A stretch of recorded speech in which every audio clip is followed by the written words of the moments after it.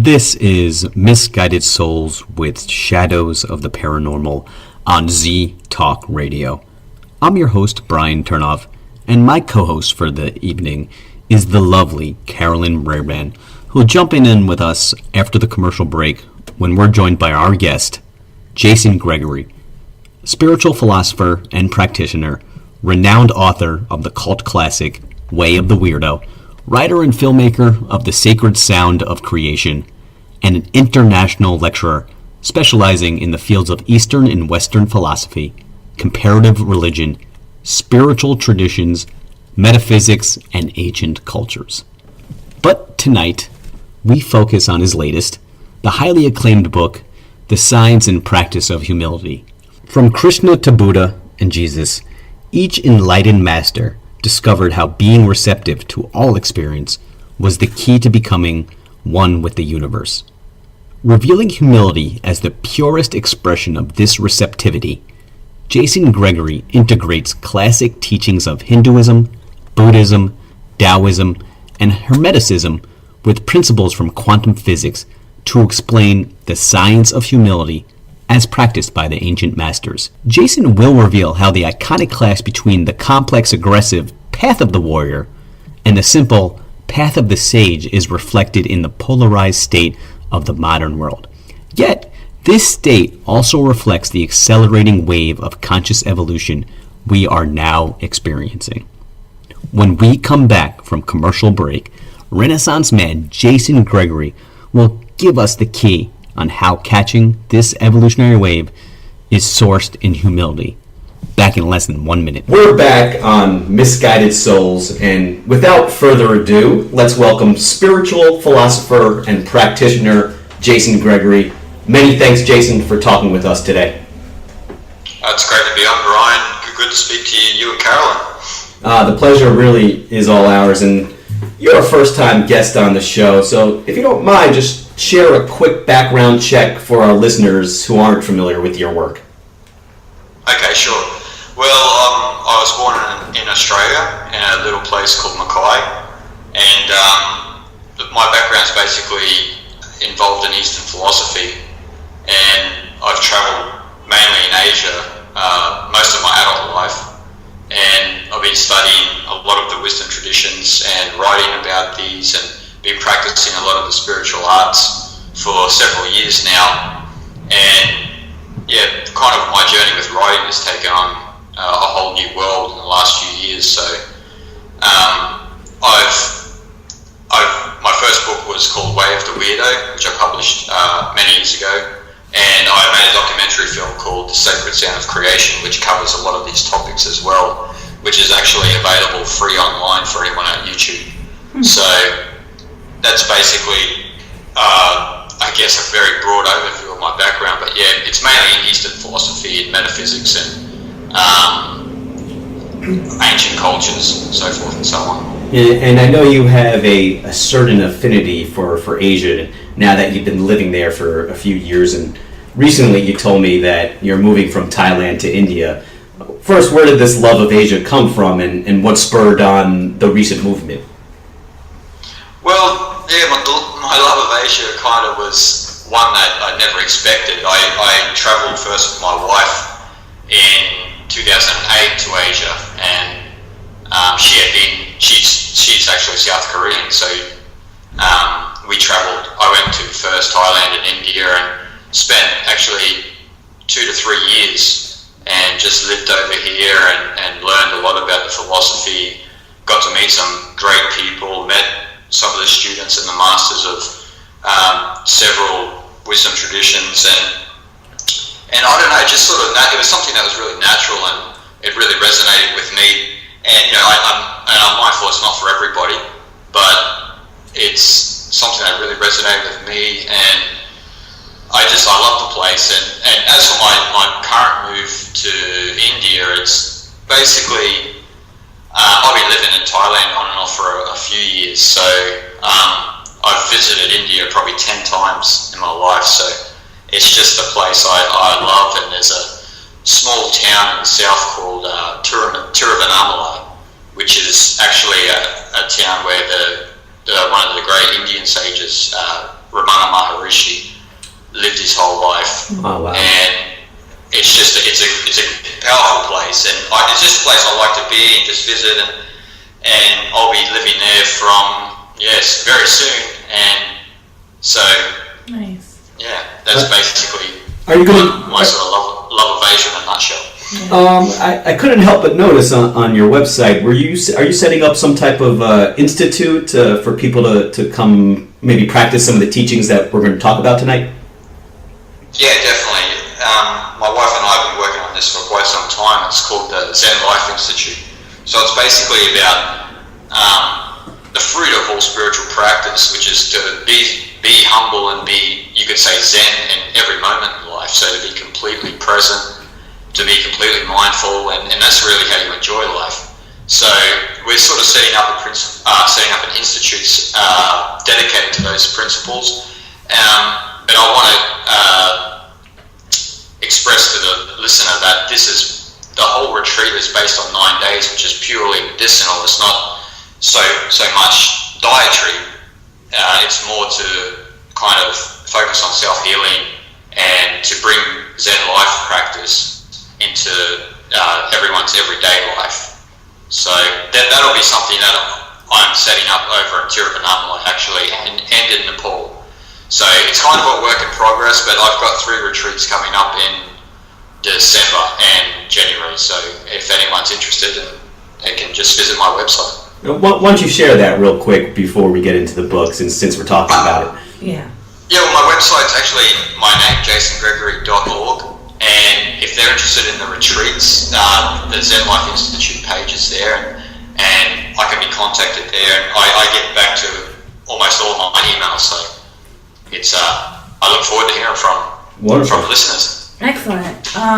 So give us a little premise of the book called The Science and Practice of Humility, The Path to Ultimate Freedom.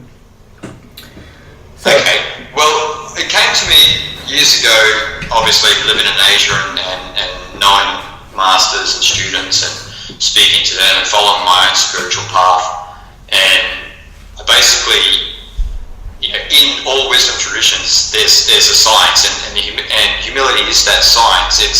It's the ultimate fruit, you could say, of all spiritual practice that most people aspire to get to, but as we know with our modern day, when we look into the average individual's life, not many people get to that sort of humble state that they accept life, they're receptive to life, and they love life.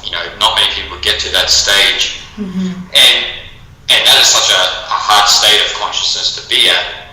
I'm mindful of that, but that's the ultimate state that we could say is enlightenment, actually, to be in that humble state. And that science, why it's a science, why I say it is a science of humility in the book is because when we look at humility itself, like a lot of people think humility is sort of a weak temperament, a weak attitude towards life, and people sort of erroneously associate it to humiliation. Correct. And humility is nothing like that. Humility is actually, within humility is actually a powerful force. And the best way I can describe this is using water as an analogy, where when we look at water is the lowest lying force of nature, so very low, but within water it has the power to really take over all of life. It's everywhere, and it's within all life, and that's sort of the analogy with humility. Humility is a low perspective, we could say, but it has the power to transform the world, and actually it's innate in all of us, but a lot of us don't acknowledge it. So that's kind of the premise for the science of humility, is to try and understand that. And as you guys will know from reading it, I get into a lot of other eternal principles and esoteric knowledge to articulate that a lot more. And a lot of it you incorporate Hinduism and Buddhism into the book, and I only have a real peripheral knowledge of it because you use a lot of vocabulary in it. Would you say that how you just explained humility, is that the underlying teachings of Hinduism and Buddhism, or is that only like one part of it? No, you're right, Brian. I'd say that that's the fundamental understanding is humility of Hinduism, Buddhism, and even of Chinese Taoism, we could say. And and I know I'm a believer that even within Christianity, Islam, and Judaism, humility is, if they are seen in their proper context, is the essence of the teachings. But a lot of people get caught up into the intellectual he said, she said. Of course. And we have wars and all sorts of things happen from there. But in regards to Hinduism, Buddhism, and Taoism, definitely humility is the essence of, and actually the state of consciousness that people should aspire to embody. And if they assimilate the teachings properly and they continue to follow their path, then that'll definitely be the state of consciousness they will exhibit. Just to sidetrack from the book a little bit, I'm just wondering your personal path. Where did you start? Did you start as a Catholic, Jewish, and are you now? Would you consider yourself Buddhist in any way? Just wondering what your personal path, starting and ending, to get to your point now. Well, I'm sure it was a windy path, to say the least. Yeah. It was a really windy path, but I grew up. My family was not religious in any way, and I actually grew up very sport-minded. So I was always involved in sports and a lot of competition. And it wasn't until I got into my adulthood that I was interested in philosophy. And so I basically, obviously got interested in Buddhism, Hinduism, Taoism, and other aspects of Christianity like Gnosticism and Sufism and Islam. So you could say basically, I don't have a religion, but I'm interested in all religions, you could say, and all spiritual traditions, and anything that actually talks about and sort of hints at that irreducible essence that sort of underlies the fabric of reality. And that seems to be a clear influence on the book and the time that you spent in these remote places, in the ashrams, the monasteries, the temples, and it seems to be a synthesis of these teachings, not just one clear perspective, although it may lean on more so Buddhism. And a lot of times when you always hear, I guess there's that stereotype that when someone spends time in these monasteries, they have this one moment of enlightenment. Is that what it's like, or is it just an accumulation of little things that you notice about the world while you're in there for enlightenment, so to speak? I know what you're saying. I think it's different too, Brian, for many people. Like some people, they have that sort of aha moment where you could say they become enlightened, but even enlightenment is such a difficult word to dissect and define. But I'd say that when you're in certain places like this, it's kind of your mind is given a chance to rest completely for the first time. Like our whole society and culture is built on a system where our mind is always incessantly in motion, where we're always thinking, we're always planning, and there are always certain programs that we have to live up to. So I always think of ashrams, monasteries, temples, and these sort of places more as medicinal. And then if you do give yourself the chance to spend time there, then you will see that once your mind is given that time to rest, and I mean completely rest. And when I say completely rest, I don't mean like by chilling out. Like when people say chill out these days, they turn on a movie or they put their iPod on and so forth and so on. But your mind's not really resting. It's still agitated in a sense by external stimuli. So these places give you the chance to kind of let the mind balance out. And once your mind balances out, then you realize that enlightenment was something that was already innate to your being. It wasn't something that we have to strive or seek to attain. It's like in Buddhism. In Buddhism, they say that you're already the Buddha nature right now. It's just that we forgot, and the whole forgetting process is indoctrinated into us from birth, where all of these programs go into our mind. a certain way. We have to be, Brian and Carolyn are American, I'm Australian, and we have all of these separate distinctions. But that's not really not who we are. So we don't really learn who we are from when we're a child.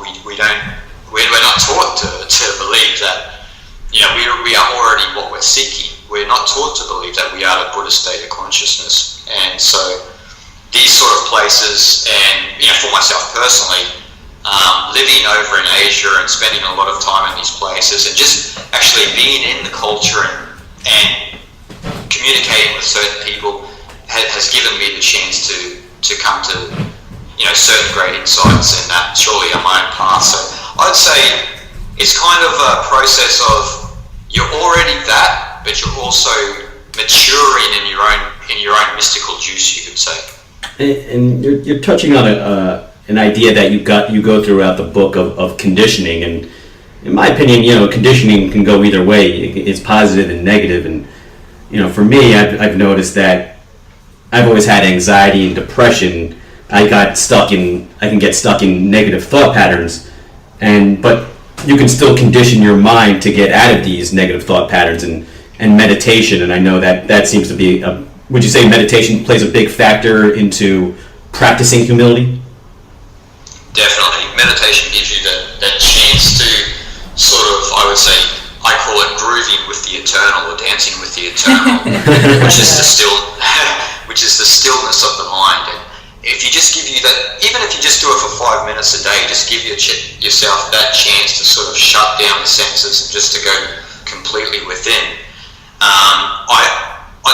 I've worked with a lot of people who have had anxiety and stress and so forth, and I've also in the past have suffered from anxiety as well, anxiety issues, which are usually brought about by our culture and society. Right, exactly. Right. But if you give yourself the chance to meditate, to shut down sort of your thinking mind and your senses at least once a day, you'll find that there is a positive result to this. And I'm not going to demonize negativity here, but negativity is sort of something.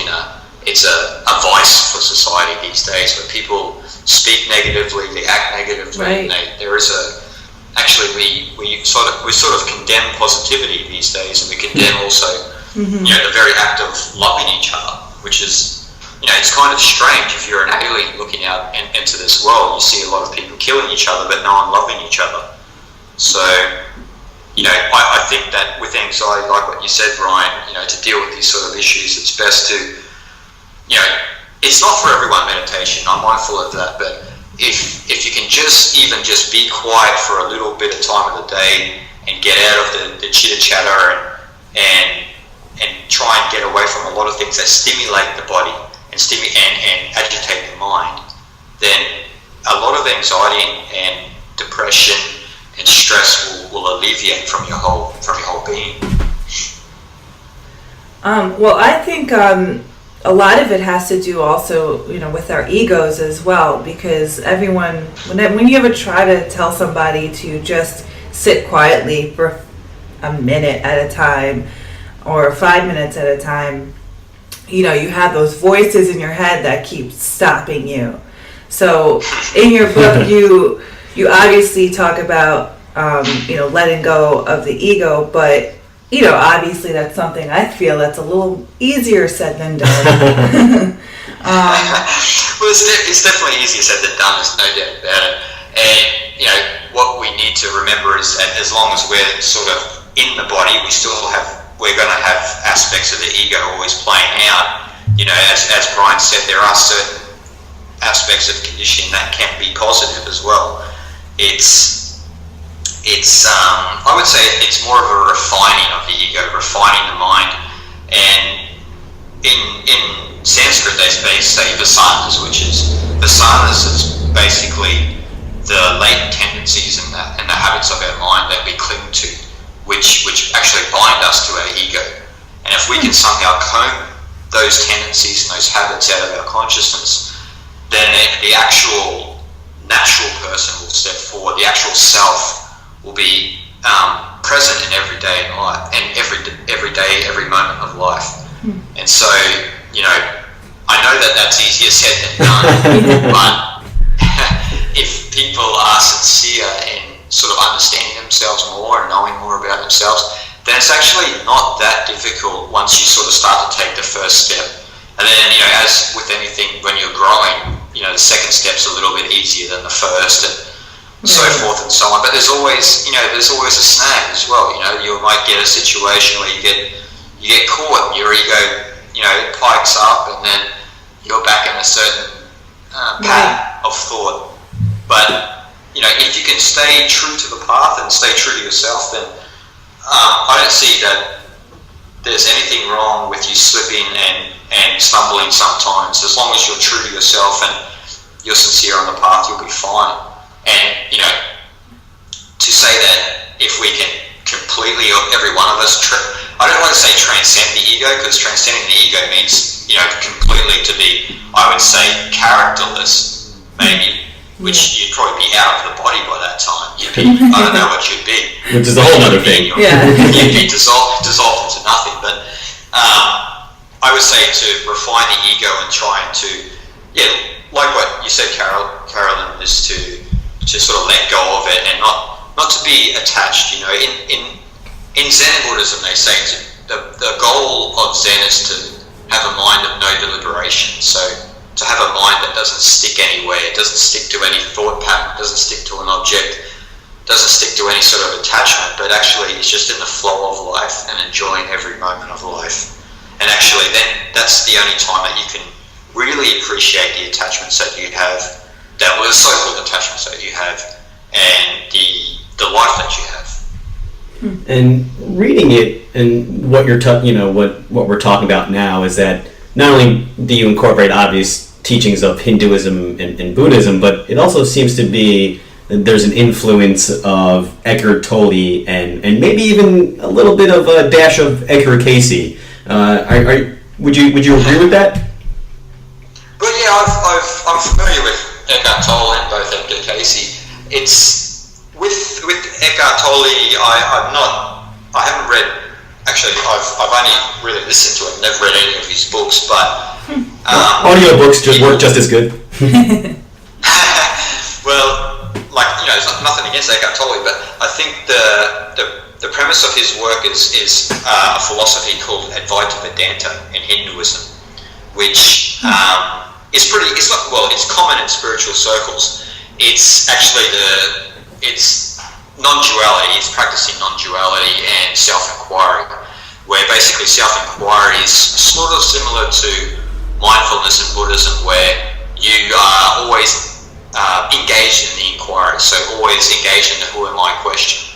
And when you understand that, when you engage yourself in the who am I question, when you keep saying, I'm not really Brian the American, and so forth and so on, and then when you keep tapering back the layers and the layers and the layers, you get to a stage where you're really nothing, in a sense. There is no label. If I label you, I negate you, as one of the old sayings goes by. And so Eckhart Tolle's philosophy in his books, I believe, is from a lot of Advaita Vedanta, which is involved in self-inquiry, which sort of became very popular with Sri Ramana Maharishi, which is always to focus on the who am I, and to remain, they say remain as the self, so not to let the ego sort of take charge. And actually that's the natural way of being. It's just, as Carolyn said, it's such a difficult path, but it's the only path, really. I don't want to say the only path, but in many different forms, it's the only path. It's such a fascinating explanation, and I see a bit of a difference from what he's saying and what you're bringing to the table here. And a lot of what we're talking about and what you talk about is transferring the path of the warrior, so to speak, to the path of the sage. Do you mind just delving into that? I know you were touching on it, but do you mind delving into that a little bit more? Yeah, definitely. Well, I've sort of dissected it into two. I've categorized it into two sections: the path of the warrior and the way of the sage. So, the way of the warrior and the path of the sage, I should say. And that's basically the warrior state of consciousness is the state of consciousness which is driven by the ego, which drives the ego, and it's kind of that state of consciousness which we've been touching on, that is caught in the everyday life, caught in the temporary, Jason Gregory aspect, the problems I have on a personal level, and so forth and so on, and caught in the detail of life, basically. And the best analogy I can use for this is when we think about a city. When we talk about a city, when we're on the street level of the city, on the street level, things are chaotic. There's cars going everywhere, there's pollution, people are talking, there's a lot of incessant movement. It's chaos at that level. But if we were to fly above that same city every day, to fly above it at a particular height, we see that in the morning there's these blobs of light go into this big vessel of light, which are vehicles going into the city, and it generates something that's harmonious. And then at the end of the day, these blobs of light, these vehicles, exit the city, and all you're seeing is this rhythm, this pattern that's evident and flowing every day from a certain level of perception. And that level of perception is how a sage sees the world, and the other level of perception at the street level is how a warrior sees the world. They're caught in the details, not particularly of the external features, but they are, but also they're caught in the details of their ego, their mind, their conditioning. So from that perspective, that's where a lot of the world's troubles come from, because when we think about it, when we're caught in the conditioning of our ego, we have an agenda for the world. It's kind of the internal conspiracy that we all have, and no one wants to expose it. We all have this agenda for the world, because if we have conditioning, then we're trying to promote that conditioning on the world. And you see this with particularly religions and political parties and nationalism and so forth, where people are constantly trying to promote their sort of way of life onto other people. And opinions, you say in the book. Opinions, yeah. Yeah, you say in the book that those who have opinions, have lost touch with what truth really is, and having an opinion means having an impulse to control life, which is uncontrollable. And I definitely agree with that to a certain point, but wouldn't you say that's an opinion in itself? Well, that's a paradox. It's kind of like... and can we agree to disagree? I always use the analogy of Lao-tzu when he wrote the Tao Te Ching. He said, that the Tao that can be told is not the eternal Tao. And then he went and wrote 81 chapters about the Tao. So it's kind of like, it is an opinion, like what you said. What I said is an opinion, it contradicts itself, but at the same time, we sort of have to articulate it to sort of shine a light on it, and then maybe my opinion can then be eventually thrown into the rubbish bin as well. But because part of my job is to have an opinion. It's to control both perspectives. Just because part of my job is to have an opinion, so I like to agree to disagree on a lot of stuff. Look, agree to disagree again. It's like there's nothing wrong with it. Like I say in the book, there's nothing wrong with the warrior's path. It's necessary in the world. It's just that those who are seeking maybe self-work and enlightenment and truly trying to understand themselves, it's kind of it goes in a different direction than sort of being caught in the details of one's mind. And again, it's nothing wrong with it, because when we look at chaos and order, we see that both are polar opposites. Both are truths. They are both part of the same sort of vibration and rhythm. And that's why I say in the book that the warrior and the sage, I'm not saying that everyone should become a sage. I'm saying the warrior has their place. Yeah. But for the warrior to understand the sage, that's sort of what I'm trying to get at. Like, a lot of people get confused as to why people choose this inner path, why they choose the way to understand themselves. And if they read my book, they might get the answers there. Because as I was saying before, the sage is the one who sees things from a higher perspective.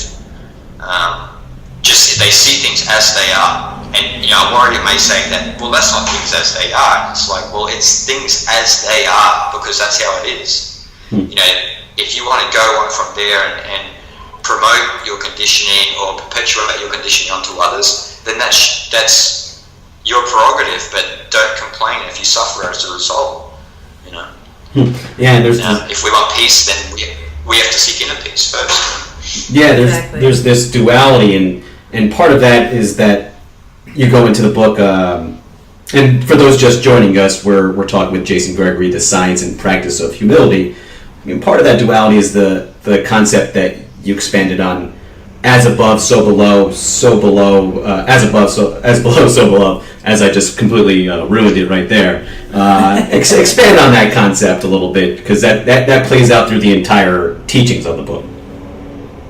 Yeah, definitely. Well, that's the first principle of correspondence in Hermeticism, which was passed down by Hermeticism.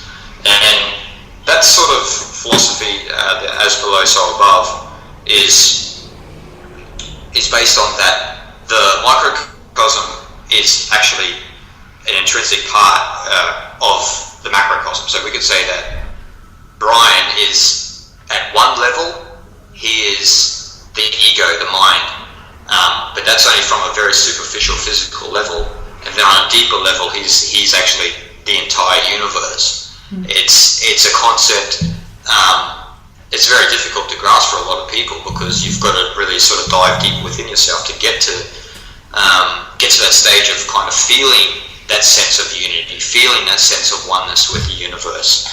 And that's a point of going below the temporary ego, going below those personas, as I mentioned before, and getting to that stage where you feel like you are actually in the movement of the rhythm of life, and you are present and you are more aware, more conscious, and you can actually perceive reality as it is rather than as we think it should be.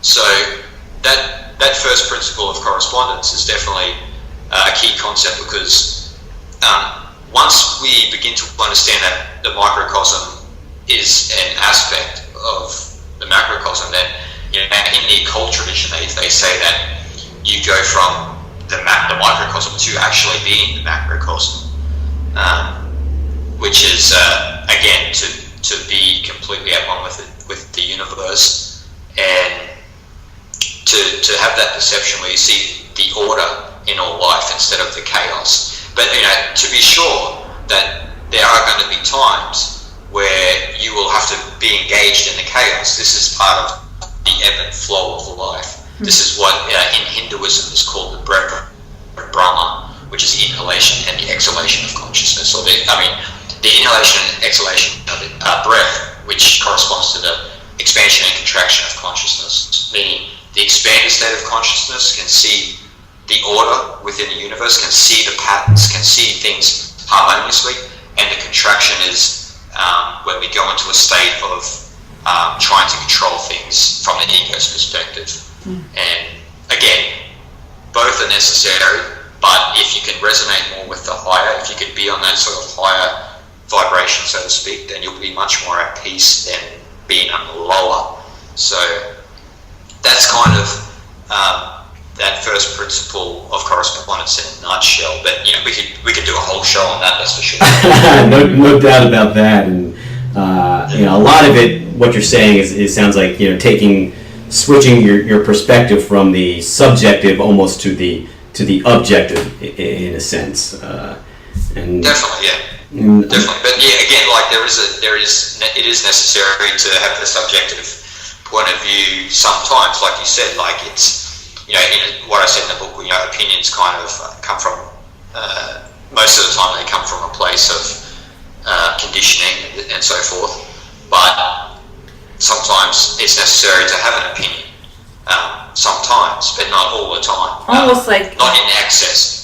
Right, almost how you explain in the book about it's the yin and yang. You need the balance of both in your life. It can't just all be one-sided. And I do believe personally, you need that mix up of both.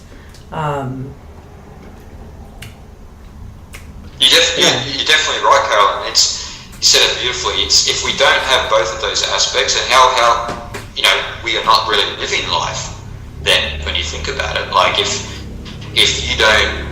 you aren't challenged sometimes in your life, then there's no opportunity for you to grow as well. Exactly. If you always think things are always love and light and harmonious, then that's great for a certain perspective. But as soon as someone stands on your foot, then your whole perspective changes. Right. It's you've got to have both perspectives.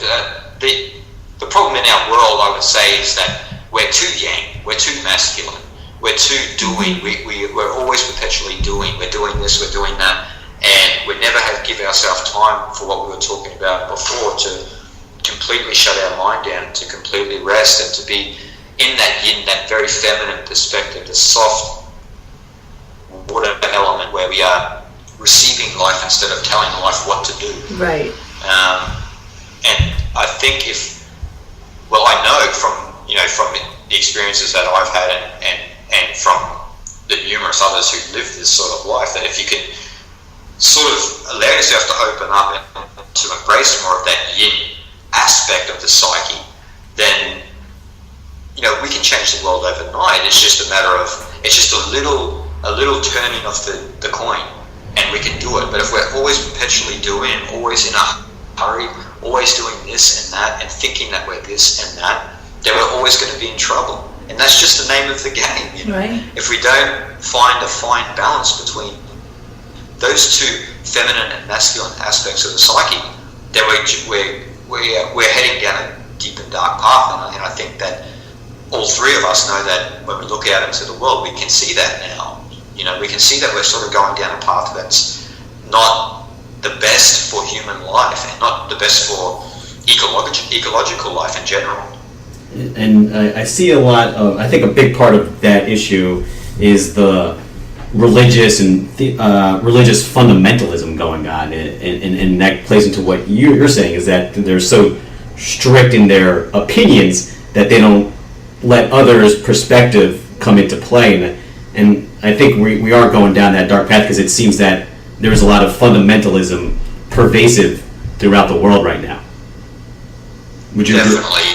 What do we see in the Middle East? What we're seeing is fundamentalists versus fundamentalists versus fundamentalists. It doesn't end, It's that fundamentalist perspective of religion is killing the world, because it's as we know, it's not acknowledging that the God that they speak of is the same God that all of them are speaking of. It's just put into different words. It's trying to understand the unknowable, and that's the mystery of life. That's what they call in Sanskrit Brahman, and in Chinese Tao. It's just referring to that mystery of life, that thing that sort of leads us through life, that's below the fabric of reality. And we give that a name as if it's a personal being. Then we support it as if we're supporting a football team.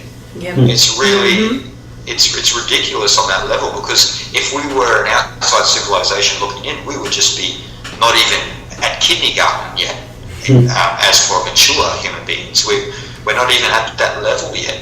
It's kind of, I think that fundamentalist perspective is really, it's wound up in agenda, it's wound up in conditioning.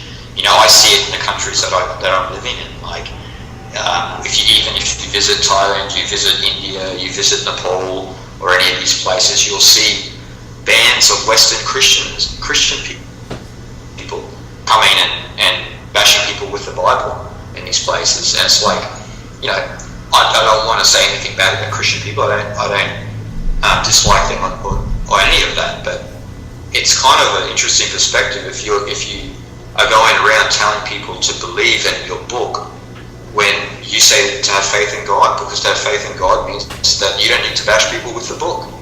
Exactly. So if you really trusted God, then you don't have to tell anybody about Christianity. You can let them live their life naturally. Let them be Buddhists, let them be Hindus, let them be atheists. Just let them be. And if we can eventually trust each other, then we'll take the next step in collective evolution. But until that stage, we've got no chance.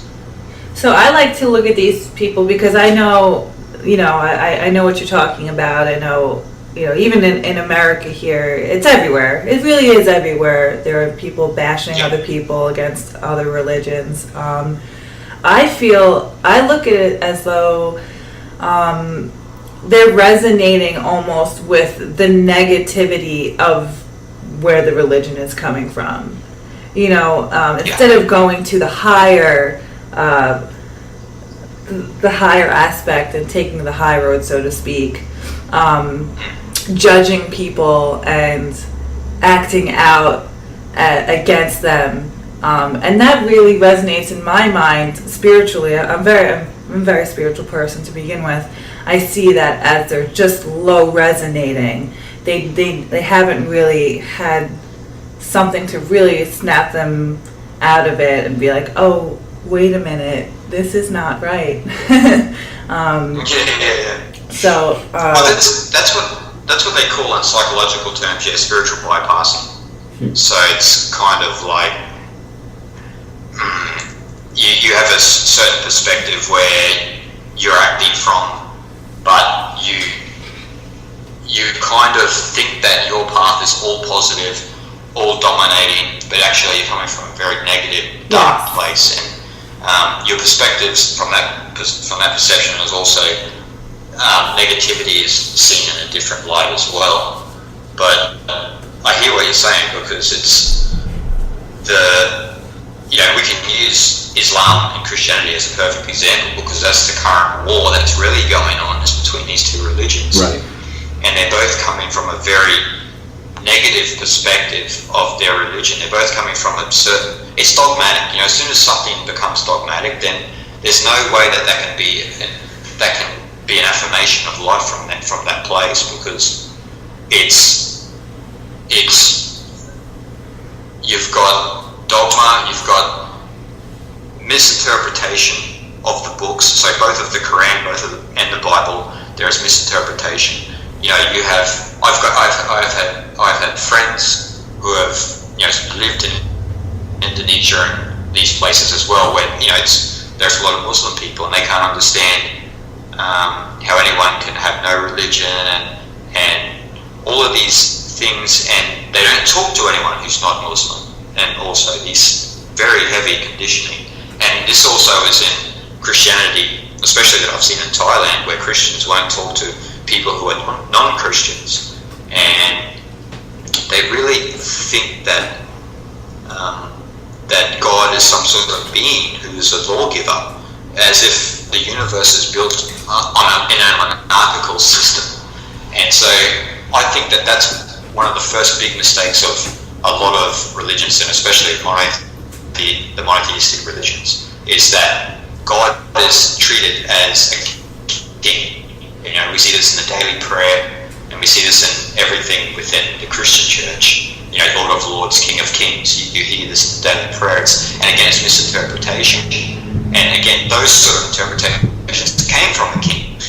So what you see is you get all this, and this sort of started back with Akhenaten in Egypt, the idea of God as a king, and it's sort of still with us. And see, this is the difference between Western religions and Eastern religions, because in Eastern religions, God is not treated as a king. God is impersonal. Like in Taoism, they say, in the Tao Te Ching, it says, the Tao loves and nourishes all, but does not lord it over them. Meaning that it loves and nourishes us all. It gives us life, gives us vitality, it gives us natural balance, but it doesn't favour any one of us. That's up to us to ruin it or promote our life. We all possess the power of the universe within us, and these are the differences. And so, actually, within all religions, you could say that there's three perspectives. There's the idea of the universe as a construct, which is primarily the Christian ideology, which is God created the universe, and then you have the universe as a play, as a divine play, which is the Hindu idea of the universe, which is the universe as play. You're not supposed to take it too seriously. You're supposed to be here to enjoy yourself, and it's just a divine drama, like we're all the actors on this play. But if we knew that we were actually watching the play, all the world then is our perspectives change. Yeah. And then the other third perspective is the universe as an organism, which is that the idea that's within Chinese philosophy, within Taoism primarily, where the universe is growing. We are growing. We are an aspect of that universe growing, and you see this in your own life.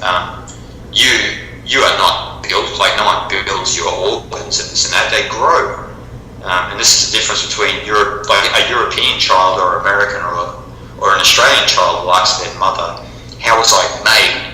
And in China or say Nepal or India, they would say, how did I grow? You get this sort of dichotomy between the two, and it's the how do I grow perspective is what we should sort of be looking into, because what we're discovering with science and everything like this is that you can't look at nature as being created, because that's ridiculous. That implies that things are not harmoniously intrinsic to each other. That's like saying that the bee would exist without the flower. It's mutual. It's a relationship. We live in a relational universe, and it's growing. And we're an aspect of that. And it's about harmonizing with that and going into that, and you get a much deeper perspective of life. Mm-hmm. And this is sort of what a lot of the monotheistic religions miss out on. They hold fast to the political view of the universe, which is God as a king. And look at our world. Look at our world as the result of that ideology. Mm-hmm. It's in bad shape. And I think that's such an important idea, because if God is king, then that means people who are at the top of these religions are the mediators towards God. In a sense, then they become a conduit for God, and then they have control. And I think that's part of why religion has become so dogmatic, is they want that control. If everybody realizes that, hey, we are part of the universe, God is in me and I am God, then we wouldn't really have a need for religion. You're 100% right, Brian. And like you said, and I think that religions are strategically set up that way to have that mediator between the middleman between society and God, which is usually the Pope, or usually a priest, or a bishop, or some sort of so-called holy man. And again, it takes the power away from the people. It doesn't give the power to the people. And once you tell the people that you are an aspect of God, you are actually the entire universe, then it changes the whole perspective, because it changes the world from poor little me to I can do anything I want, and literally you can do anything you want if you let go of a lot of the shackles that society and culture have perpetuated into our mind. And and people are doing it now, and that's what's threatening the system. It's threatening the whole social makeup, the social fabric of government, religion, politics. So they're all coming undone, and thankfully they're coming undone, because people are starting to realize that we are it. We are that. Like what they say in Sanskrit is Tatvamasi, meaning thou art that. You are that aspect of the universe that is doing the universe, that is being the universe, that is expressing the universe, all of the patterns of the universe through mind. And once people have that sort of power, there's no need for governments or religions and so forth and so on, because your God will be everything. Everything is God from that perspective. Yeah, so we really are living in a time of turmoil, and we keep talking about how duality, and there is going to be, I think, a good and a bad coming from this turmoil. Like you said, that I think we're going through this because we are going through this evolution of consciousness that we're hopefully will bring us to that next power, that next level of spirituality, and really living with each other. It's funny. It's not funny, but it's amazing how much duality there really is. At the same time, we're seeing all this fundamentalism in religion. At the same time, we're really seeing people going the opposite way and really becoming spiritual without having faith, but without religion. And I see that. I think that's the signs. And I guess I don't want to put you under the New Age movement, but because I guess sometimes it can have that negative connotation. But I really feel that the New Age movement is an indication of where we're moving in our conscious evolution. Definitely, and again, it's like any sort of movement. When the movements begin, there's a tendency maybe to be a little bit misguided in some aspects, but that's a learning process as well. You know, we only have to look into history when we look in the 60s and 70s with the counterculture movement and the hippies and so forth and so on, where, you know, if all three of us were to go back into that era, we would kind of think, well, just this is pretty flaky, you know. But if we look at everything as connected, if we didn't go through that phase, then we wouldn't be where we are now. And that where we are now is like what you said, it's the spirituality with a faith and trust in the universe and in ourselves that doesn't need a label, it doesn't need a symbol, it doesn't need any of these things, and it's moving in that direction, and that's part of the next evolution. And I would say probably the primary problem with maybe New Age, kind of the New Age movement, in a lot of the New Age movement, is that they only sort of promote pleasure and positivity and exclude pain and negativity. But, you know, if we look deeper into, say, pleasure, the polar opposite of pleasure is pain, and the polar opposite of positivity is negativity. And the whole idea, what we've been talking about in the entire interview, is balance. It's not about being extremely excited, because being extremely excited is just the polar opposite of being extremely fearful. What we're seeking in life is really contentment, which is the middle path. It's being fully content in your life. It's not being extremely happy, or, you know, there are times to be extremely happy for sure, and extremely excited, but not overly excited. You know, we don't all need to be singing Kumbaya in the fields of Glastonbury or something like this. We can be extremely content in our life right now, and we don't need a label, we don't need any sort of form of religion to do that. And I guess that's probably and this sort of goes into sort of what spiritual bypassing is. Spiritual bypassing is kind of ignoring, being negative about negativity, you could say. And I don't mean negativity in kind of the normal sense. I mean about discerning your reality. Like if someone is going to punch you in the face, it's a negative experience, there's no doubt about it. So you should try and avoid it at all times. You know, if you were sitting there and say everything is love and light, hit me, it's positivity, you're going to get a bruised eye. You know, this is kind of not practical. So, you know, we have to still have our discerning faculties, there's no doubt about it. So that's all I would say about the New Age, is that would probably be the only downside, is to try and put it to that everything is positive and that everything is love and light. You look, if there is a situation in your life that has to be dealt with, you have to deal with it. That's just that's the yang aspect of life. You have to deal with those sometimes. But, you know, I agree with what you're saying wholeheartedly. It's that this whole New Age movement is kind of moving into something else. You know, this will be probably the New Age movement in 50 years will be talked about as the hippie movement is talked about now. I'm sure it will be, but, you know, we need to go through this phase. Everything is connected, and, you know, that's kind of an idea that a lot of people don't understand, is that, you know, if, you know, all of these wars and everything in our life that has happened in the past, you and I wouldn't be speaking on this radio now. So it's that connected that if you just disturb any aspect of reality, then infinite things change. So would you change all the wars from the past? And then the answer is that from a certain level, of course you would, but the reality is that you can't. And the thing is that we're here right now, so we must be in the right place. Fascinating. Yeah. How does quantum physics come into play with the science and practice of humility? Well, yeah, probably like yourself, Ryan. Like, I have an interest in science, and well, yeah, quantum physics is interesting. You know, I don't class myself as any sort of scientist. I'm not going to promote myself as some sort of quantum physics guru or anything like that. Yeah, good practice.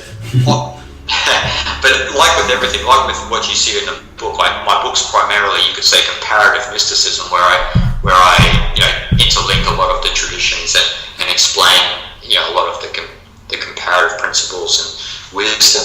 But same with science. I love how science is an aspect of that as well. How science and spirituality, you could say, were once the one science or the one spiritual science, and they've been separated over time, and this has come, from religion and other philosophers and other scientists who have different perspectives, and then we are where we are now, which is kind of a healing process between science and spirituality. And quantum physics, I think, is doing a great service in that area. A lot of people don't agree with quantum physics, and I can see maybe there are some reasons why some people don't, but I like to look at it from the perspective that when you look at quantum physics, you look into, say, Hinduism, or say Vedanta philosophy, which is the main sub-school of philosophy in Hinduism, is that they were speaking about the atom and the electron and how energy is matter and how we create our reality from a certain level way back, thousands and thousands of years ago in the Vedas and the Upanishads and all the ancient texts. And, it's almost like we're only sort of catching up to speed now in the scientific realm of that. And I think that a lot of quantum physicists, they are almost becoming, you could say, almost like scientists / spiritual gurus at the moment, because they're sort of getting into a lot of mystical stuff, which a lot of, we would say, mainstream science would never get involved in. But to get back to your question is how it more relates to my book is when we look at consciousness itself, and this is kind of a primary thing with quantum physics, is that if we were to take, say, the wisdom tradition's perspective, they look at consciousness in 3 planes, which is the physical, the mental, and the spiritual planes of consciousness. Now, a lot of people may associate that with kind of the body, mind, and spirit, and you could say that, but it's much more in-depth and more difficult to understand than just sort of talking about your body, your mind, and spirit. When you talk about, this is sort of where quantum physics relates to my book, because where I talk about physical and the mental plane, is that physical canvas of life, which is what you are seeing, Carolyn is seeing, I'm seeing now. This physical canvas of life that we visualize with our eyes is literally a canvas that is colored by the energy of the universe, or in Chinese they call it qi, and in Sanskrit they call it prana, which is that primal energy, that animates life. And this is sort of, it comes through our nervous system and our brain within our physiology, but this is sort of what, in a sense, creates the illusion of matter, or the illusion of separateness in matter, is that energy that animates life. And the problem with us is we humans in general is we only account for the physical plane, and then we just sort of get caught up in what they would say is the body-mind state of consciousness, which is sort of the ego's state of consciousness. And so, that's how quantum physics will relate to my book, is how sort of what we think we create, and literally we create certain situations in life that are always playing out in our mind. And you notice, we all know this deep down about ourselves, because when we come across synchronicities and this and that in life, most people pass them off as coincidence. And it's like, well, there's some synchronicities that are just too, we could even say mathematically precise to happen in our life, to just be a chance. And this is how the physical and mental plane of consciousness play out. They're intrinsic to each other. The body and mind are actually one state. The only reason they're dissected in that state in the wisdom traditions is to try and understand them better, because most people get either lost in their mind, or they get lost in the vanity of their body. There's those aspects as well. So it's, in ancient China and in India, through practices of Tai Chi, Qigong, and yoga, Hatha yoga, I should say, is to understand that the body and the mind are actually one system. It's not, there's no distinction between body and mind, because there's no distinction between matter and spirit either. This is where we've all been wrong. The 3 planes of consciousness, the spiritual plane, the mental, and the physical, actually the one state of consciousness is just playing out. And we either resonate with one or the other. But the idea is to as with quantum physics, is if you understand more about how energy in this works, you get back to when you get beneath an electron, what exists. And there is a void, there is an infinite field of intelligence that you and we can't even fathom, we can't put it into words what that is. But the only way that we can communicate with that is stillness, is like what I said before, dancing with the eternal, trying to meditate, or trying any sort of spiritual practice that stops the chattering of the mind. And I think that that's sort of the realm that quantum physics is getting into these days. And that's why I sort of mentioned a lot of science in science and practice of humility. Yeah, and it definitely makes a lot of sense in why you incorporated into the book, and it definitely backs up and validates a lot of the teachings that from the past and what you're bringing here. And we only have a few more minutes left, so I just want to make sure I hit a couple things up. And just what's the rest of your year shaping up like?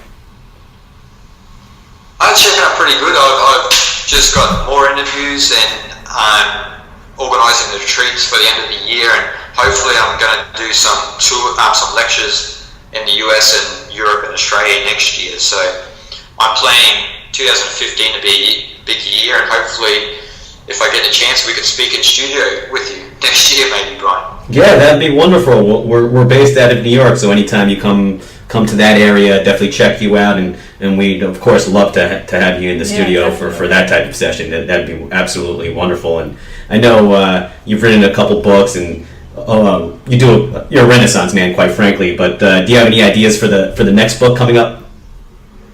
Well, I've got another book, and hopefully it's going to be published by Traditions. I think maybe 2016. I already wrote it, and it's about actually the Taoist philosophy of Wu Wei, which means it means no force. It can be interpreted as no force, non-doing, or effortless action. And it's about how that sort of philosophy, which was kind of the primary philosophy of Lao-tzu, can actually transform not only the individual but also the culture and the society. And so it goes into a lot of juicy stuff as well, a lot of mystical stuff, and a lot of science, and a lot of also history. So I'm really hoping that that's going to be out sooner rather than later. But yeah, you'll definitely hear about that. Yeah, that sounds absolutely wonderful. You love the heady stuff, Jason. I won't lie. So I'm glad you spoke dig it. So that's a good thing. Yeah, we appreciate what you're doing here. And before we let you go, just share your social media information one more time for the listeners, and also where they can find the book, The Science and Practice of Humility. Excellent. To find the Science and Practice of Humility, you can visit innertraditions.com to buy straight from the publisher, or you can go through any other online bookstore such as Amazon or Barnes & Noble, and it should be in store in November. And as for my social media information, you can find me in Facebook. You just type in my name. It should be under Facebook / Jason Gregory, oneworldwithin.com, I think. And Twitter, I'm twitter.com / oneworldwithin, and YouTube, it's YouTube / oneworldwithin, and my website is jasongregory.org, where you can actually find all my social media links anyway. So give me a message, and it'd be great to hear from anyone out there. Excellent. And Jason, it has been a true pleasure to have you on Misguided Souls, and thank you so much for exploring the science and practice of humility. It's time for the show wrap-up, and on the next Misguided Souls, we're back next week, November 24th, 2014, with Jess Larson, one of those mysterious indigo children, and whose story was featured on A Ghost Inside My Child. For links to her information, to the Misguided Souls archives, visit the SOP page, shadowsoftheparanormal.com. And for daily updates on the weird, strange, and paranormal, visit facebook.com / shadows of the paranormal. Until the next time, this has been Misguided Souls with Shadows of the Paranormal on Z Talk Radio.